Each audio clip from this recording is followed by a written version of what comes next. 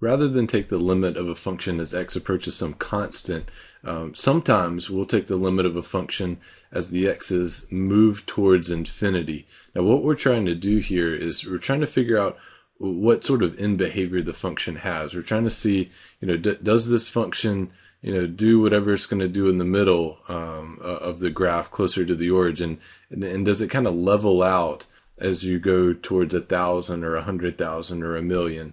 So in other words, we're trying to figure out if a function has a horizontal asymptote. That's a horizontal line that the function approaches. Now these are typically used when you have rational functions. Now the reason that is if you're going to try to take an infinite limit for something like x squared, let's say, well, if you just have just a term like x squared, the bigger x gets, the bigger the function's going to get. 100 squared and then 1,000 squared and then 1,000,000 squared just continues to get bigger. When you have a numerator and denominator, as they're both growing, that's about the only time you would have the opportunity to have one keep the other in check. And so if one gets larger, let's say the numerator, and if the denominator also gets smaller, then they roughly cancel out in a sense, and you could still potentially converge to some fixed constant. But if you only had a numerator, in other words, no fraction at all, it would typically just get larger and larger and larger as the x's get larger. Now there's something interesting about this section. Typically this section is taught in the chapter on applications of derivatives, and it just seems to come out of nowhere, because typically we study limits like the first week of class, maybe the second week of class or something like that, and then you don't see limits again for a month and a half, and then here they come again, this random section on limits again, and you don't do anything before this section on limits or after this section on limits. Is very standalone. Well, the reason this is typically covered where it's covered is because it's usually taught while studying curve sketching. Now, curve sketching relies on all the calculus things that you know how to do to draw a function without the aid of a calculator, like finding increasing and decreasing intervals. That would be helpful in finding a graph of a function, or relative maximums or minimums, or concavity of the function, or points of inflection, and all these types of things. All of those things are good for the middle of the function, for the meat of the function closer to the origin. But we also need to know what the end behavior does. Does it go up for forever? Does it level off to 2 forever? Does it go down to negative infinity? So this is why this is covered in such a random place in the course, in case you were curious. Here's the notation that we use. It was very similar to the limit notation we've used up to this point in the course. You write the limit, but instead of x approaches a constant, you write x approaches infinity of a function f of x, and we say that limit would be L.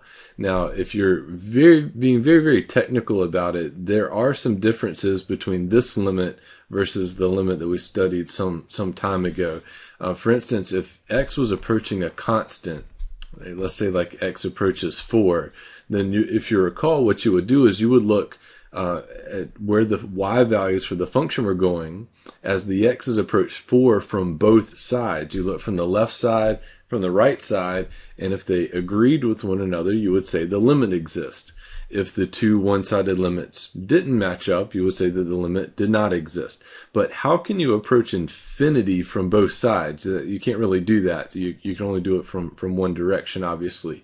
So in that respect, here's maybe a more formal explanation of what this infinite limit is talking about.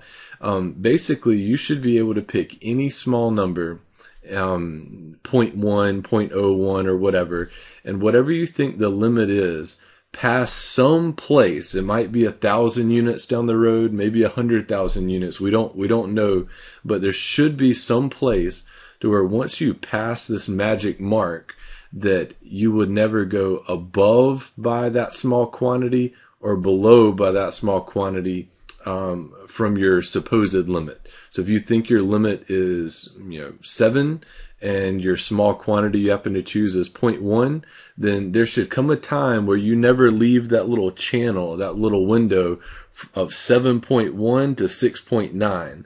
And what that prevents is kind of hanging out at a limit like 7 for a very, very, very long time. But infinity is a long way away. And eventually, at some point in the future, maybe rising back up and then not converging to that value at all. So there's got to be some final place where once you pass this point of no return, you stay arbitrarily close to your supposed limit. Now that's a little extra, that's a little technical. Most of the time you don't need to know that formal definition to understand how to do an infinite limit. But that's just if we want to be very technical about it. Okay, so let's start with a real easy example, very, very basic. 1 over x. What happens to 1 over x as x goes to infinity? Well, basic algebra says that if you have a fraction and a denominator gets larger and larger, much larger than the numerator, then this will tend to 0. Think of splitting $1 among one person, or 10 people, or 1,000 people. You'll notice that the amount that you're divvying up this quantity by gets smaller and smaller as you divide it into more and more people. Same thing here. As x gets larger and larger and larger, this quantity will tend to 0. And so that would be this limit. Limit as x approaches infinity of 1 over x will be 0. That is confirmed by the graph. If you know what the graph of 1 over x looks like, looks something like this. And sure enough, you notice as you go towards infinity, this graph goes down, down, down, and approaches the x-axis, which would be y equals 0. Now, in general, though, how are we supposed to find infinite limits? Well, typically, as I mentioned earlier, these are only asked, not only, but primarily asked for rational functions. Those are the most interesting types of functions to ask about infinite limits. Because if there's no fraction, chances are it's more often than not just going to tend upwards or downwards for forever and never converge to a constant. So there's typically 2 routes instructors take in teaching how to find infinite limits for rational functions. Some instructors or teachers teach it based off of cases. So in other words, if this happens, this is your answer. Or if this happens, this is your answer. Or another way is there's a way to use algebra to determine these infinite limits. Personally, I kind of favor this cases idea a little bit better than the algebra, because the case is a little bit more intuitive. You can basically just use your logic rather than a lot of busy work, a lot of plug and chug type of things. But I'll show you both of them. I'll try to do this quickly. Okay, so let's say we have a function that really is a rational function, which is where you have a polynomial divided by a polynomial. So no square roots, no compound fractions, no, nothing like that. Just one polynomial over another. Now, if it's a polynomial, each of these guys has a degree. So a quadratic would be degree 2, a cubic degree 3, so on and so forth. So we'll call the numerator's degree m, the denominator degree n. Now, if m is less than n, meaning you have a larger denominator and a smaller numerator, again, this kind of goes back to that common sense. It gets what I would call bottom heavy. Look at this example here. X minus 7 divided by x cubed plus 12. If you plug in a constant like 1,000, way, way, way down the road towards infinity, this minus 7 and plus 12 is not going to do a whole lot. They become what we call negligible. Imagine having $1,000 cubed in your bank account, and then you find $12 on the street. It really wouldn't even be worth your time to pick it up. It's just not something you would do. It's negligible. It doesn't mean anything. It's so insignificant to what you have.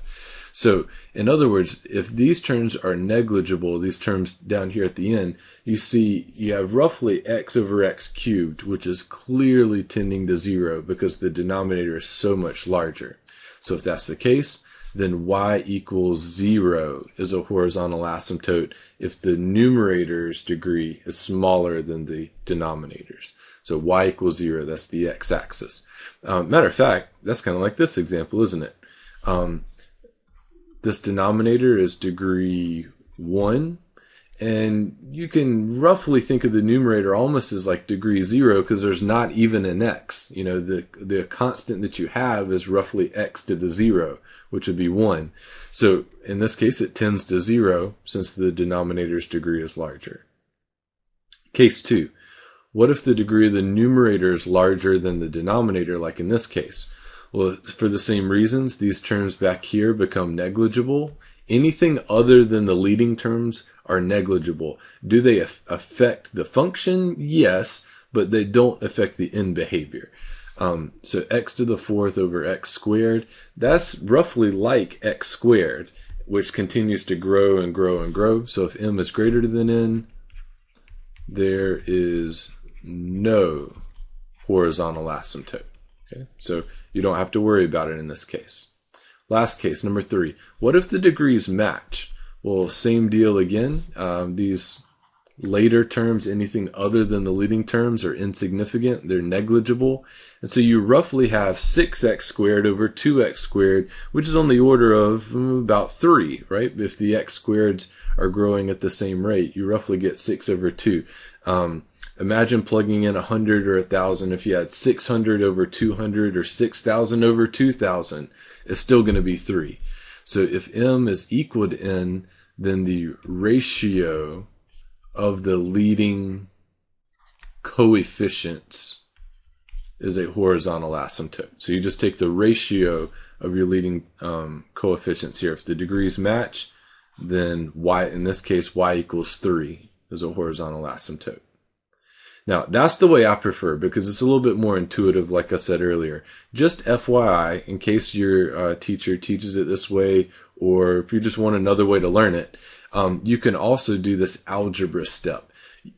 First of all, you can look at the numerator and denominator, and you can divide the numerator and denominator both by the highest power of x that you see in the denominator. Not the largest degree overall, it has to be in the denominator. So here I see an x squared, that's the highest power of x I see. So what we'll do is we'll divide by x squared and divide by x squared. I went ahead and wrote this out to speed things along. All this stuff reduces to this expression. You get 6 plus 1 over x, because one of the x's cancel, plus 1 over x squared.